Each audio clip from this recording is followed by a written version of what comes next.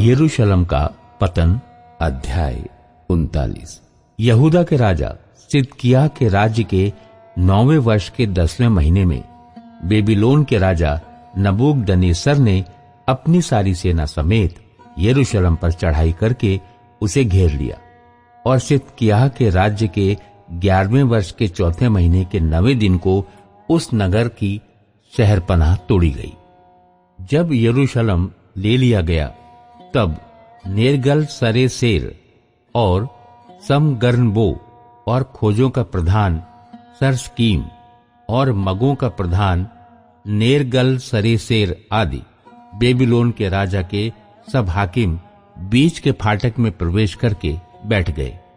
जब यहूदा के राजा सिदकिय्याह और सब योद्धाओं ने उन्हें देखा तब रात ही रात राजा की बारी के मार्ग से दोनों दीवारों के बीच के फाटक से होकर नगर से निकलकर भाग चले और अराबा का मार्ग लिया। परंतु कसदियों की सेना ने उनको खदेड़कर सिदकिय्याह को यरीहो के अराबा में जा लिया और उनको बेबीलोन के राजा नबूकदनेस्सर के पास हमात देश के रिबला में ले गए और उसने वहां उसके दंड की आज्ञा दी।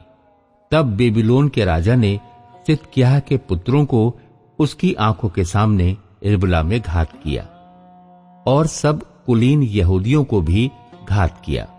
उसने सिदकिय्याह की आंखों को फुड़वा डाला और उसको बेबीलोन ले जाने के लिए बेड़ियों से जकड़वा रखा। कसदियों ने राजभवन और प्रजा के घरों को आग लगाकर फूंक दिया और यरूशलेम की शहरपनाह को ढा दिया। तब अंगरक्षकों का प्रधान नबूजरदान प्रजा के बचे हुओं को जो नगर में रह गए थे और जो लोग उसके पास भाग आए थे उनको अर्थात प्रजा में से जितने रह गए उन सबको बंदी बनाकर बेबीलोन को ले गया। परंतु प्रजा में से जो ऐसे कंगाल थे जिनके पास कुछ न था उनको अंगरक्षकों का प्रधान नबूजरदान यहूदा देश में छोड़ गया और जाते समय उनको दाख की बारियां और खेत दे दिए। यिर्मयाह का छोड़ा जाना। बेबीलोन के राजा नबूकदनेस्सर ने अंगरक्षकों के प्रधान नबूजरदान को यिर्मयाह के विषय में ये आज्ञा दी, उसको लेकर उस पर कृपा दृष्टि बनाए रखना और उसकी कुछ हानि न करना। जैसा वो तुझसे कहे वैसा ही उससे व्यवहार करना। अतः अंगरक्षकों के प्रधान नबूजरदान और खोजों के प्रधान नबूसजबान और मगों के प्रधान नेर्गल सरेसर, ज्योतिषियों के सरदार और बेबीलोन के राजा के सब प्रधानों ने लोगों को भेजकर यिर्मयाह को पहरे के आंगन में से बुलवा लिया और गदल्याह को जो अहीकाम का पुत्र और शापान का पोता था सौंप दिया कि वो उसे घर पहुंचाए। तब से वो लोगों के साथ रहने लगा। एबेद-मेलेक के लिए आशा। जब यिर्मयाह पहरे के आंगन में कैद था तब यहोवा का ये वचन उसके पास पहुंचा, जा और एबेद-मेलेक कूशी से कहा, इज़राइल का परमेश्वर सेनाओं का यहोवा तुझसे यूं कहता है, देख मैं अपने वे वचन जो मैंने इस नगर के विषय में कहे हैं इस प्रकार पूरा करूंगा कि इसका कुशल न होगा, हानि ही होगी और उस समय उनका पूरा न होना तुझे दिखाई पड़ेगा। परंतु यहोवा की यह वाणी है कि उस समय मैं तुझे बचाऊंगा और जिन मनुष्यों से तू भय खाता है तू उनके वश में नहीं किया जाएगा, क्योंकि मैं तुझे निश्चय बचाऊंगा और तू तलवार से न मरेगा, तेरा प्राण बचा रहेगा। यहोवा की ये वाणी है। ये इस कारण होगा कि तूने मुझ पर भरोसा रखा है। यिर्मयाह का गदल्याह के साथ रहना। अध्याय 40। जब अंगरक्षकों के प्रधान नबूजरदान ने यिर्मयाह को रामा में उन सब यरूशलेमी और यहूदी बंदियों के बीच हथकड़ियों से बंधा हुआ पाकर जो बेबीलोन जाने को थे छुड़ा लिया, उसके बाद यहोवा का वचन उसके पास पहुंचा। अंगरक्षकों के प्रधान नबूजरदान ने यिर्मयाह को उस समय अपने पास बुला लिया और कहा, इस स्थान पर ये जो विपत्ति पड़ी है वो तेरे परमेश्वर यहोवा की कही हुई थी। जैसा यहोवा ने कहा था वैसा ही उसने पूरा भी किया है। तुम लोगों ने जो यहोवा के विरुद्ध पाप किया है और उसकी आज्ञा नहीं मानी, इस कारण तुम्हारी ये दशा हुई है। अब मैं तेरी इन हथकड़ियों को काटे देता हूं, और यदि मेरे संग बेबीलोन में जाना तुझे अच्छा लगे तो चल, वहां मैं तुझ पर कृपा दृष्टि रखूंगा। और यदि मेरे संग बेबीलोन जाना तुझे न भाए तो यहीं रह जा। देख, सारा देश तेरे सामने पड़ा है, जिधर जाना तुझे अच्छा और ठीक जचे उधर ही चला जा।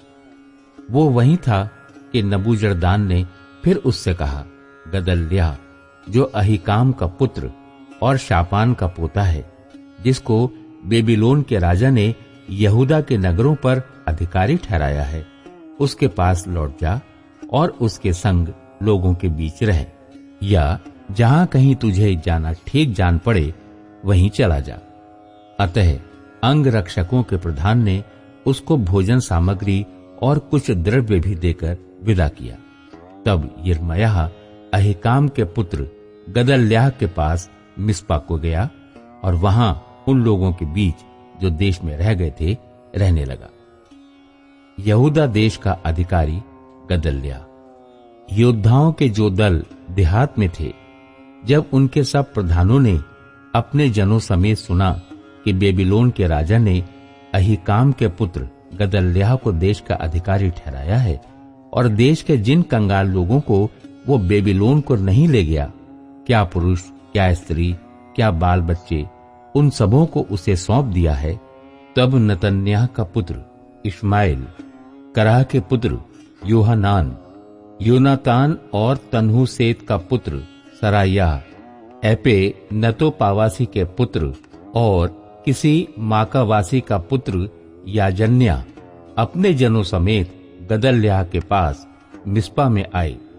गदल्याह जो अहीकाम का पुत्र और शापान का पोता था, उसने उनसे और उनके जनों से शपथ खाकर कहा, कसदियों के अधीन रहने से मत डरो, इसी देश में रहते हुए बेबीलोन के राजा के अधीन रहो, तब तुम्हारा भला होगा। मैं तो इसीलिए मिस्पा में रहता हूँ कि जो कसदी लोग हमारे यहाँ आए उनके सामने हाजिर हुआ करूं। परंतु तुम दाख मधु और धूप काल के फल और तेल को बटोरने अपने बर्तनों में रखो और अपने लिए हुए नगरों में बसे रहो। फिर जब मोआबियों, अम्मोनियों, एदोमियों और अन्य सब जातियों के बीच रहने वाले सब यहूदियों ने सुना कि बेबीलोन के राजा ने यहूदियों में से कुछ लोगों को बचा लिया और उन पर गदल्याह को, जो अहीकाम का पुत्र और शापान का पोता है, अधिकारी नियुक्त किया है, तब सब यहूदी जिन जिन स्थानों में तितर बितर हो गए थे, वहां से लौटकर यहूदा देश के मिस्पा नगर में गदल्याह के पास आए और बहुत दाख मधु और धूप काल के फल बटोरने लगे। गदल्याह की हत्या। तब कारेह का पुत्र योहानान और मैदान में रहने वाले योद्धाओं के सब दलों के प्रधान मिस्पा में गदल्याह के पास आकर कहने लगे, क्या तू जानता है कि अम्मोनियों के राजा बालीस ने नतन्याह के पुत्र इश्माएल को तुझे जान से मारने के लिए भेजा है? परंतु अहीकाम के पुत्र गदल्याह ने उनकी प्रतीति न की। फिर कारेह के पुत्र योहानान ने गदल्याह से मिस्पा में छिपकर कहा, मुझे जाकर नतन्याह के पुत्र इश्माएल को मार डालने दे, और कोई इसे न जानेगा वो क्यों तुझे मार डाले, और जितने यहूदी लोग तेरे पास इकट्ठे हुए हैं वे क्यों तितर बितर हो जाएं, और बचे हुए यहूदी क्यों नष्ट हों। अहीकाम के पुत्र गदल्याह ने कारेह के पुत्र योहानान से कहा, ऐसा काम मत कर, तू इश्माएल के विषय में झूठ बोलता है।